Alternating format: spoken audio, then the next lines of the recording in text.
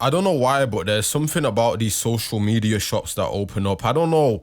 There's a phenomenon of people going to some TikTok place that's been opened up and just crowding it, or waiting in a huge line for some takeaway restaurant, whatever it is. It reminds me of the consumerism culture that we live in and how it's all just one big cope. I know it's not that deep, but it looks like the biggest sign of recession, literally, to have just a bunch of people crowding around, rushing their favorite celebrities who don't care about them. But that's why I try not to go outside, because whenever I go outside, there's just so many NPCs about. I find British fashion as well these days, young people, it's all just the same. The sloppification of fashion. I miss the times where people would wear nice clothes and they'd look all kinds of sophisticated. But like, if you watch some content of 1950 cameras and people just walking around, you'd see proper attire and people putting effort in. But now it's like, no, it's like the nastiest thing ever. What is the nastiest thing ever? I think like seeing a girl walking around with leggings and a jumper, it's like, why are you so low effort? Put some effort in if you're gonna go outside. That's all I'm gonna say. But yeah, literally just in this clip of them TikTok, the Chunkz thing that happened, what is it? It just looks like a bunch of people just soy facing at their favorite celebrities and influencers these days. Like I said on episode 1 of the Juicell show, it's so easy to just lap everyone because everyone's just an NPC. The commercialization of British modern life, everything's just billboardified. You have guys dishing out slop content, slop clothes. Everything's just an advert. And it makes me rage. No wonder why I have the fantasy of living in the woods forever, because I don't want to ever come back to this. I don't know if I could ever do the brand deal thing like Chunkz, because I know it's necessary. He probably wants to retire his family and that, and to do that, you got to do it, but it just looks so dystopian. I don't think Chunkz sold his soul or anything, but it is figuratively kind of selling your soul, right? Philly, it looks like his career's over. I don't really know what he's going to do with his life. He has to become an Uber driver in Guatemala or something like that. Other than that, I think his life's basically locked off. And, oh yeah, that reminds me of EDP 445. That guy, every single time he tries to make an income or anything, he basically has people calling up the cops and calling them a nonce and all that. Just calling the place that he works. Life must be hell for that guy. He's got like 80k worth of guns as well, so he could sell them and start a business, but it's kind of looking dangerous as well. Someone like that should not have 80k worth of guns. If my kid was screaming and trying to get Chunkz' attention like that, I would slap him up. I'd find, you know, this idolization of someone else. If your child's doing it, it's kind of understandable. But when a grown man is doing it, a child should see their dad as a superhero. Chunkz, Duke Dennis, Kai Cenat, all these guys are just slot producers. I would have to check my kid for watching any of them. I know I talk about everything becoming like India, but it really is. It is all just India-fied. Speaking of Chunkz, I heard he's got his new podcast out, The Chunkz Show. I feel like Philly definitely called him, telling him to go ahead because it's looking long or something like that. I find when it comes to someone like Chunkz, why is he still working? This guy, he's made it, but he's still pretty much working all the time. Even KSI as well. When does it end? It's probably because they have habits of just hard work, and that's what got them there in the first place. So now they can't really let their foot off the gas. And if they do, they feel depressed. They have brand deals and contracts as well. That's probably what keeps them tied into things.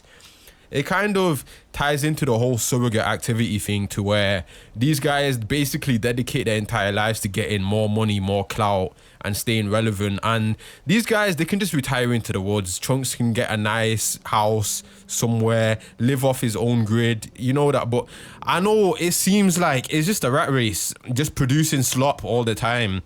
And I think that's what the Masons really have these guys doing, to be honest. Eid was alright this year, but I don't really trust anyone, so I don't really do Eid because I don't really trust anyone. I don't trust being around anyone for even a second at this point. In general, it is a good time. It is a good time to eat and look good. But apart from that, every year it just gets less and less, like less and less effort that you put in, and then you just become this kind of guy. It's kind of like a man's birthday. A man doesn't really care about his birthday much, because what is there to celebrate? You haven't put your mum in a mansion yet. You haven't done anything. I feel like men, we constantly have this voice in our head saying, we could do more, we're not doing enough. We need to make more money, more bread, more everything. But that's just how it is. We might as well just embrace it, because I think embracing that kind of urgency on needing more and all that, it might do you better to do that. There's probably a reason why that's going through your head, right? It's probably best to just work at 80% intensity or 60%, 70%, and just constantly keep the 70% throughout the whole year, instead of just going 100%, burning out and then sitting down. Nah, consistency rules everything else. Oh yeah, Donald Trump and Elon. Elon is just throwing some autistic tantrum. I feel like he probably wanted Kai Trump or something, and Kai Trump rejected him. Elon is like a dirty immigrant that he criticizes.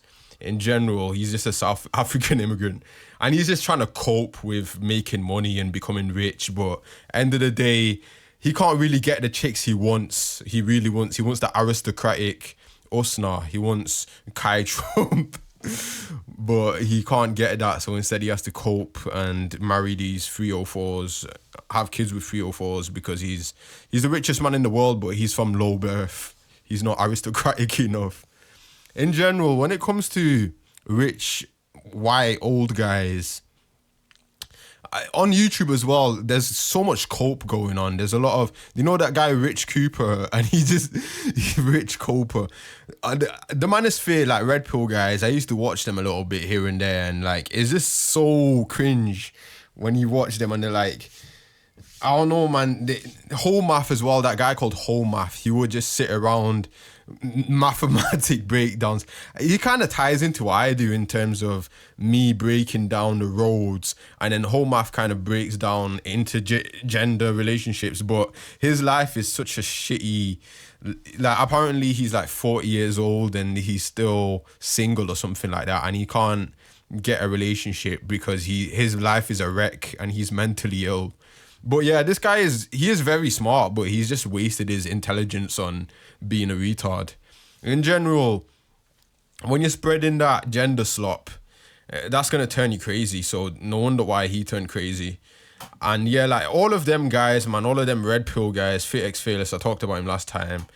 Fresh and Fit, Myron Gaines, him as well, he's just gone off his head. He's coping hard, grifting, Sneeko. They all just grift at this point. They all lose themselves to the algorithm later on. Kanye West is a good artist, but I think Kanye West, where he went wrong is he watered down the industry of rap. I feel like he's the one that created 808s.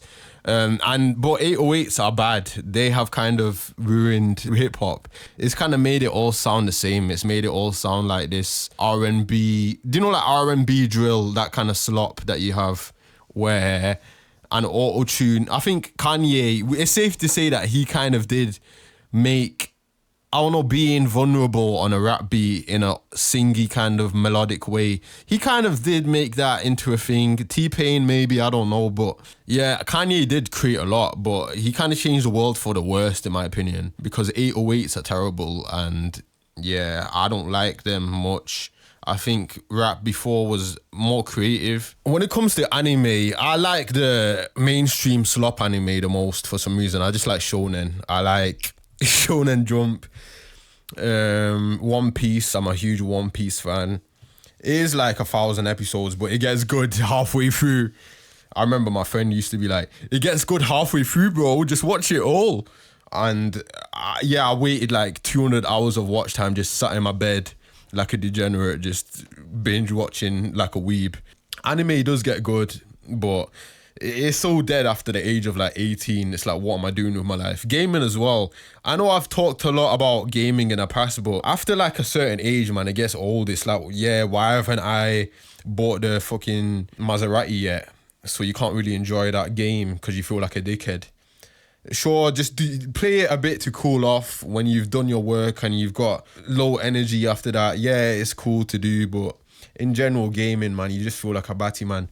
There's a lot of demonic shit in gaming as well. I used to play lots of Minecraft. I loved it, but I ended up going to the Nether and I started clocking. This whole game is just a love letter to Satan. There's rituals going on, occult symbolism, the piglins. There's even numbers that add up to all kinds of shit. The gematria, all of it's scary, man. It ended up making me just go mad. Even in Nether, there's like some portal dedicated to serving Moloch. That whole game is crazy. I never want to touch that again. After I saw all that, and I just see it with my eyes, man. I see it in every game that I play, even Witcher 3, everything. I can't play none of them games anymore, man, because I just get terrified. I remember as a kid, I was playing FIFA Street. I saw a pyramid. I deleted that game. I never touched my PlayStation for like a year after that. I can't trust any of these games, music, any of it anymore. I feel like it is all just satanic and it's all just psyops. When it comes to games though, the games that I did quite like before I just deleted everything is Fallout is good. Anything that has a sandboxy vibe and an open world and you can be like, yeah, there's no direction, you can do whatever you want. That kind of game is lovely to me. Creative games, Minecraft before it ended up making me tapped. Yeah, Roblox is cool as well. Juicell used to be a Roblox YouTuber, by the way. I used to make Roblox videos. I made a song once and it got like loads of views. So since I was like 14, I always had a passion for YouTube and I always wanted to become a YouTuber. You can see inspiration from everyone in my content. You can see some drama YouTubers like Leafy, Memulus, all them kind of guys, Pyro, H3, before he turned tapped, iDubbbz. You can see some inspiration from more kind of low-key guys that are more informational and conspiratorial. It's just a kind of, Juicell is basically just a hub and it is a hub for everything UK, and I like the UK a lot. I'm passionate about the UK. That's another thing. All these kind of slop, hateful channels, negative channels that post these things, like that channel CHZO, it's a bunch of guys just sat in their back garden with weights around. I think they're like sat in between sets or something just talking about how the UK is shit or something like that. I find that these channels that I hate UK videos, there's a lot of guys that sit in their car as well just ranting. I feel like that is the most pathetic state of being to live in, where you just sat in a car ranting and crying and shit. When it comes to that, there's something about that. As a man, you watch that and you think, what's wrong with my man? There's something wrong.